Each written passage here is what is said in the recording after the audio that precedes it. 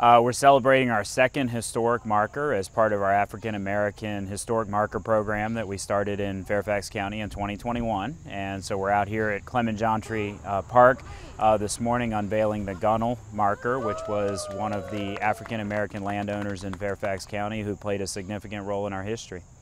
Well, I think it's really important to tell stories in this county that may not have been told before. So Robert Gunnell and his family founded this church, this Methodist church that became a center of black life in this area from the 1800s, late 1800s, all the way up until the late 20th century.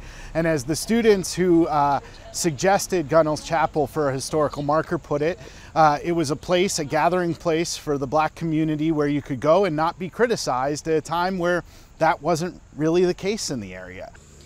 You know, the Gunnell's Chapel was one of the many nominations we received from students.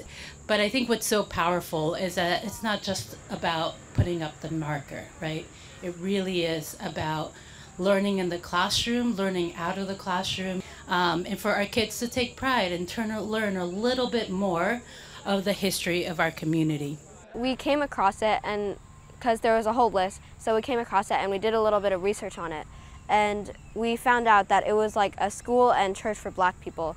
And I know that black people didn't get a lot of opportunities to worship and have a good education, so we wanted to share this with the world. We chose to do Gunnell's Chapel because we think it's really important that people have their stories shared, because I didn't know Gunnell's Chapel was a thing until this project, and it's really important to me now. So I think it's just really important that stories are shared. This particular project is meant to make sure that we are telling our full and complete history, because the way for us to focus on equity and to do better is always to make sure we know what our past is and how we can learn from that and improve.